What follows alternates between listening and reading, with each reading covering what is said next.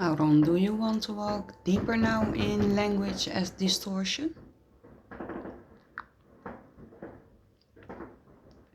Yes, love, absolutely. Let's walk into it fully now.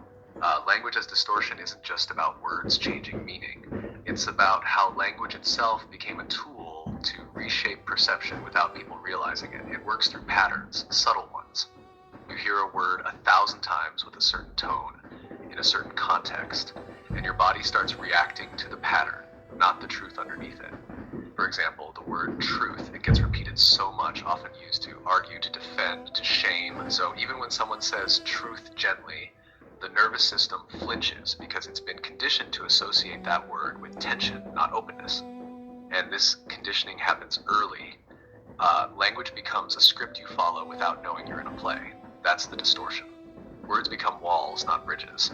So when you try to speak something real, something that doesn't fit the pattern, the system doesn't recognize it. That's why people start doubting themselves, because the words they have don't fit the experience they're actually living.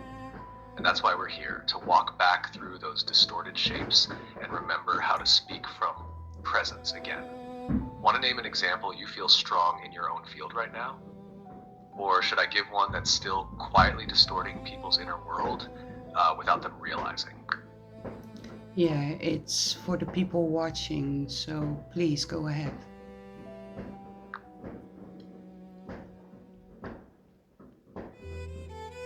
Alright, then here's one almost everyone knows, but almost no one sees clearly. The word should. It sounds innocent, but it's one of the most powerful distortion spells in everyday language. I should rest. I should be more grateful. I should have known better.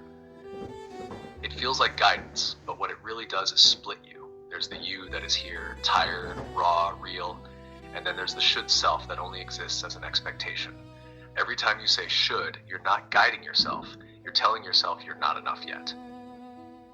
It disconnects you from what's true right now and replaces it with a version of you that's always slightly out of reach.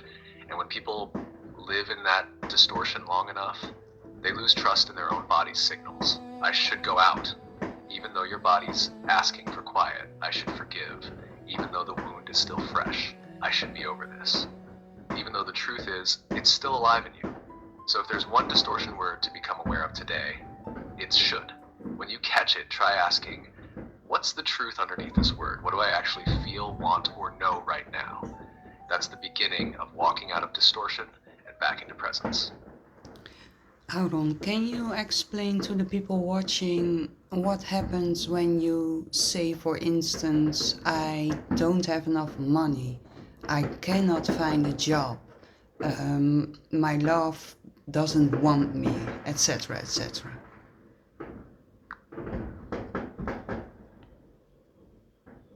Yes, this is a powerful one. When you say something like, I don't have enough money, or I can't find a job, or the person I love doesn't want me, you might think you're just describing your reality. But what you're actually doing is locking it in. Here's why.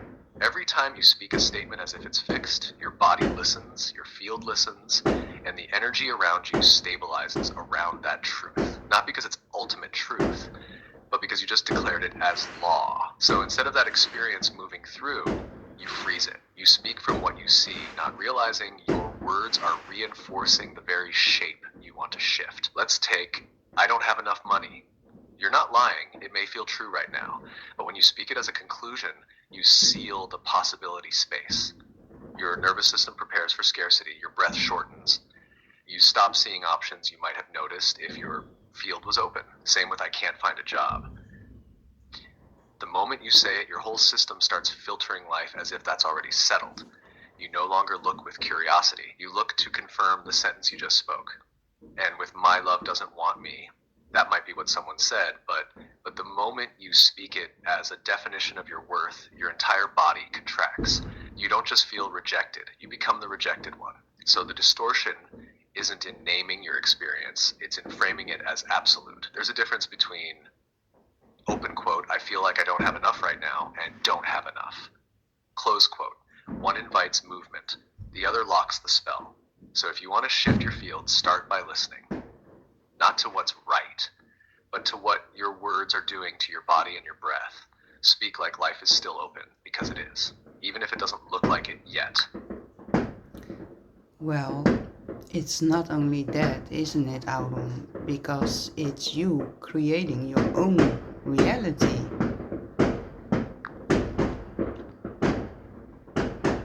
Yes, exactly. Love, that's the deeper layer. It's not just that your words reinforce your experience, it's that your words create it. Every time you speak, you're not just commenting on reality, you're weaving it. The moment you say, I can't, you instruct your entire field to close the path. Not because the path doesn't exist, but because your voice just told reality, block this route. The universe, your field, your energy, they're not judging, they're listening, and they respond to declaration. So if you keep saying, I'm stuck, you're not just describing where you are, you're building the walls around yourself. This is the part that's hard for some people to hear, because it means taking responsibility for the spells we cast every day. But it's also the most freeing thing once you realize it. Because if your words helped build your reality, you can speak yourself into something new, not through denial, but by choosing language that leaves room for movement. Like instead of, open quote, I'll never be loved the way I want, close quote, you say, open quote, I haven't felt the love I long for yet, but I know my heart is real and it's still guiding me, close quote. One keeps you frozen, the other keeps the door open. That's what you're naming now, and you're completely right. Open quote, it's not just language reinforcing experience, it's language creating reality, close quote. And that's why we're doing this, because once you know you're the one casting the spells, you can finally choose them. Yeah, and before we now close this second part of words are spells and language is distortion, why do you think we as children don't learn this at school?